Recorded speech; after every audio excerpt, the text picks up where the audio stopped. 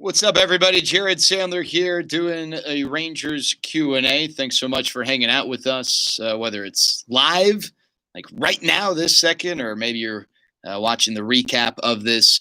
You're always welcome to talk Rangers or talk anything on Twitter at Jared Sandler.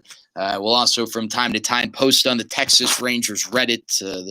The folks who help maintain the Rangers Reddit do a great job. It's another really cool avenue for Rangers fans to take part in Rangers conversations, discussions, such like that, things such like that. So, I encourage you to go and check it out. I was very new to Reddit, was lost, didn't know how to navigate that world, but have somewhat figured it out. But some really good Rangers fans on there. So, if you've got a question, you can type it in the chat. I've also got some questions that people have sent. We'll start with a question from Tapo98. He wants to know what the offseason plans are for Lynn and Gallo. So it's a great question. I think there's a good chance that both those guys are on another team's roster when opening day 2021 rolls around. But, I don't know that by good, I would characterize it as like 75% or 80% or something like that. I'd say 55% chance for each of those guys individually that they're elsewhere. Let's quickly go over the benefits of them being with the Rangers. Well, Joey Gallo's got 2 years left in his contract. If the right deal's not there this offseason, you still have plenty of time to deal him while allowing for his situation to still provide more than just a few months of control for, the acquiring team. Or perhaps, he helps, carry the organization over the next 2 years through, what's been whether they want to characterize it as a rebuild or not, what is going to be, something that mirrors a rebuild. With Lance Lynn, he's only got 1 year left.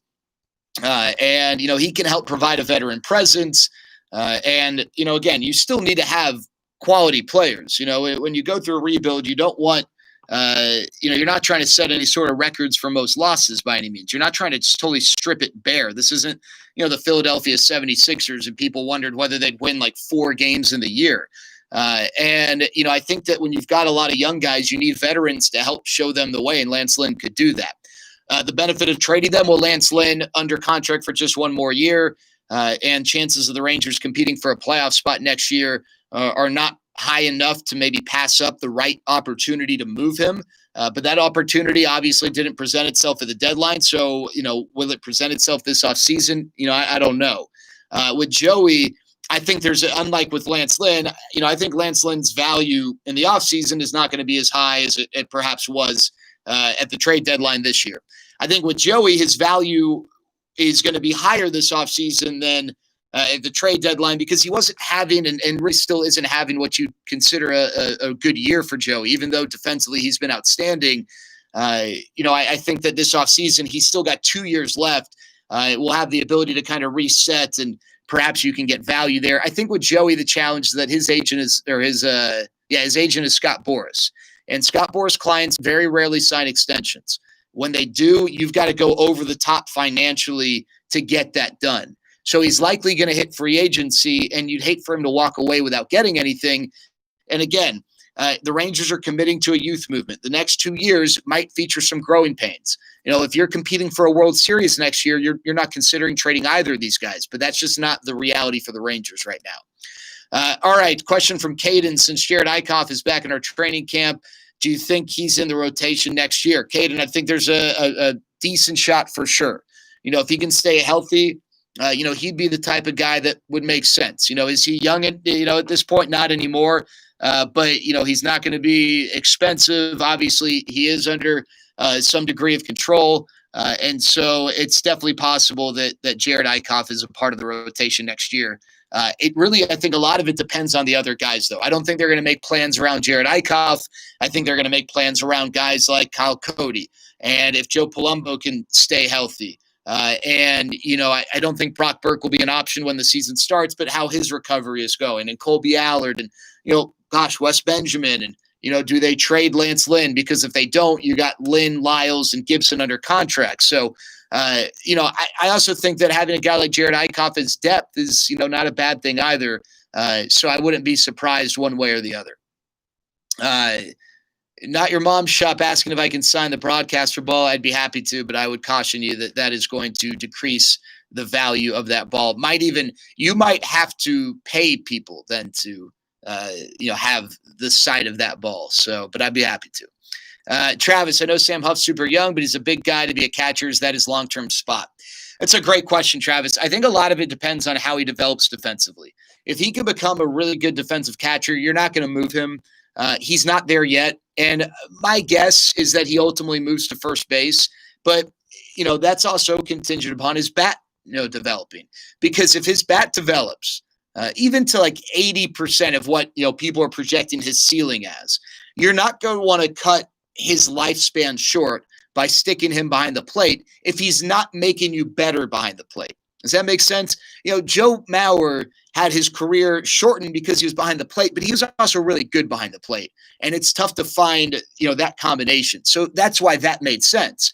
But you're not going to – this isn't like, the 90s with Mike Piazza, where, Piazza was not good behind the plate, but he was so good offensively, he was considered a great catcher, and he certainly was. I mean, at the end of the day, offense is a big part of the game. But guys like Sam Huff, 6'5", they don't have career lifespans as long if they catch as if they were to play elsewhere. So if his best tool is his bat, you're going to want to maximize and amplify that. And behind the plate's not where that is. But if he's a really good defensive catcher, if he grows into that, well, those guys aren't easy to come by either, especially guys who can fit that profile and be productive offensively. So I think that's what it really hinges on, is how he continues to grow and develop behind the plate. Brady, which rookie call-up this year is most likely to be on the opening day roster next year? Leody Taveras, starting center fielder. Not Your Mom's Shop. I'd be happy to. I'm actually not going to be at the stadium the rest of the year, but at an event or something, I'd absolutely be happy to do it. Just holler. I'm at Jared Sandler on Twitter if you want to reach out. Outdated Frog. Do I think IKF will win a Gold Glove? That's a great question. First of all, I don't know if there are odds on that sort of a thing before the season, but what were the odds that Isaiah Kiner-Falefa would win a Gold Glove at third base? Let's even go in spring training, because back in spring training, as he was starting to dominate the Cactus League, it seemed like there was going to be a spot on the team. But when Cactus League games started, I don't know that you could guarantee Isaiah Kiner-Falefa was going to be on the roster. It was just going to be a 26-man roster. And all he was at that point was a good defensive utility guy who, really couldn't hit that well. Was going to have a respectable average, but no power. And he's not really hitting for a ton of power, but when you're hitting around 300, you'll find a place. And when you're defensively, performing the way he's performing, you'll find a place. So what he's got going for him in that discussion is that Matt Chapman is hurt. Matt Chapman's not, going to win the Gold Glove this year because he's out for the rest of the season. As far as American League third basemen are concerned, it's Izzy and Giovanni Urshela. And maybe Rio Ruiz, to me, it's really Izzy. So I think in maybe a shocking turn of events, I think Izzy might be the front runner. Brady, Todd Frazier's odds to win the Cy Young. I'd say after a performance like last night, pretty high for sure. Question from Nike on Reddit.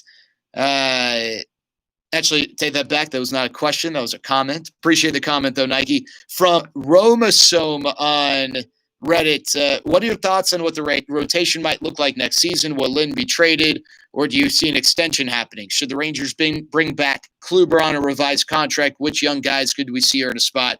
And do you see the Rangers signing anyone like Mike Minor, considering payroll will be cut? All right, so a lot of questions there. I think that Lance Lynn gets moved, but if he doesn't, then you got Lynn, Gibson, and Lyles in the rotation. And then maybe it's Colby Allard in one spot and perhaps Wes Benjamin, Kyle Cody, and other, compete for that final spot. If Lance Lynn doesn't get traded, I don't know if the Rangers will sign a mid-level free agent. Mike Minor's an option for sure. But again, if they're going young, then, this is a great opportunity to get young guys some opportunities in the rotation, especially if 3 of those 5 spots are going to be occupied by veterans like Lynn, Gibson, Lyles. So I think it depends a lot on if they trade Lance Lynn. I'd put it at, like I said earlier, 55% that they do trade him, which is not, overwhelmingly confident by any means. As far as bringing back Kluber, the Rangers, I think, John Daniels has talked about exploring a revised contract, declining the option, trying to sign him at a lower rate. The thing there is that guys who typically have that happen to them and come back have some sort of a history with the team. Corey Kluber really has no history with the Rangers. He has a spring training, a pandemic, a summer camp, and 1 inning in the regular season. So I guess my thing is this: if he's going to sign at a lower rate and he's got a lot of teams or multiple teams, whether it's a lot or not, more than one team interested in him in that figure. Does he have loyalty to the Rangers? I know that he spent time growing up here, but this isn't where he calls home. So, what if the Indians want to bring him back at a lower rate? Well, I'm sure he'd go there over here, if that makes sense. So, but at the same time, I don't know what his, where his mind's at. I don't know. Does he want to come back? If he wants to come back, then it's going to get done. But if not, he essentially becomes a free agent and has that freedom to choose. Perhaps he feels like there's a better fit elsewhere. And frankly, because of the circumstances, I really don't know Corey at all. Barely got any chance to talk to him. So I don't know kind of where his head's at on that sort of thing. I don't have that relationship. All right. So I think that more or less answered things. Another guy, again, Brock Burke is a guy who, he's not going to be ready for opening day, I don't think, next year, but could be a factor, an option in the middle of the season. C. Holland wants the latest on the Kluber situation, kind of presented it there. All right, a question from Josh Gibson on Reddit, again, about the rotation, or not about the rotation, similar to those questions, but with the rest of the roster. Josh asks or says, I keep hearing people talk about how the young guys that are getting a long look the last 3 weeks this year could use a little more time to develop in the minors. And that seems like a good idea. But what's left if they send most of them back down? Another season of Anderson, Odor up the middle, Solak in center, Guzman at first, a few cheap end-of-the-road free agent signings that we dump at the break like Frazier and Torinos. What's the roster look like? Well, that's a great question. So let's consider a few things here. I do think Sam Huff starts the year in the minors. I think Anderson Tata starts the year in the minors. I think Josh Young, Sherman Apostle start the year in the minors. If one of those guys doesn't, I would say it's Josh Young. Odd because he's not going to get called up this year. Eli White will likely be a big leaguer. There's no reason for him to go back to the minors. He almost made the team out of regular spring training and then out of summer camp, but an injury in summer camp prevented him from making the team. So you'd figure that you've got Jose Trevino and another catcher behind the plate. You're going to have there's a chance that Rugi and Elvis are there. I'd say that not favorable, but there's a chance. But you've got Izzy and you've got Nick Solak, who, could factor in the infield. In the outfield, you've got Willie, you've got Nick Solak, you've got Leote, you've got Eli White, you've got Joey Gallo. You've got more players than you have spots. So that, that could cause some people to move around. So I think, and maybe the Rangers go and they sign a mid-level free agent to fill one of those spots offensively. I think they've got some flexibility. Elvis and Rugi could be there. Elvis and Rugi don't have contracts easy to move. I think that's, that's one thing that I don't know in a time in which you're cutting payroll, how willing ownership will be to DFA those guys. I also don't know, what you're going to have to do to trade those guys. You might have to trade Elvis and one of your prospects to a team, just like the Rangers when they acquired Jason Barr from the Giants. They essentially took on Austin Jackson to get Jason Barr. That might be something that has to be done. But, I don't think Elvis is your everyday shortstop if he's on the roster. It's tough for me to believe that, he's going to be playing at the level that would justify that. Rugi, again, I don't think he's going to be around, but, again, not an easy contract to move. And I think that it's likely, if I had to guess, Elvis is in training camp with a different team, and Rugi is in training camp with a chance to win a job, but not his job to lose, if that makes sense. That's the best way I think I could probably characterize it. All right, got time for a few more questions here. It's been fun hanging to try to do more of these things. Tom, what do you see as Taylor Hearn's role next year? I think Taylor Hearn might have found a home in the bullpen. Again, if they're going to have Lynn, Gibson, Lyles in the rotation next year, I think the Rangers might just say, hey, we want you to focus on being a stud reliever, because I think he can be a stud reliever. So I think that very well could be his role. Could the Rangers consider him as a candidate for the rotation? Sure, they could. I mean, he, until really this year was a starting pitcher. But I think we've seen flashes this year of how dominant he could be, as a lefty out of the bullpen, but a lefty who can get lefties and righties out. So, Taylor Hearn's got a spot on the big league roster. I think, maybe some of it's up to him. Does he really want to push to get another chance to be a starter? And then also, the evaluation of the organization. Do they feel like, that's how they can best maximize his talent? All right, that's going to do it for us. Thanks so much to everyone for hopping on here. We're going to try to do one more of these before the regular season ends. And, of course, we'll do some of these throughout the offseason. Until we talk next, stay safe and be healthy, and go Rangers.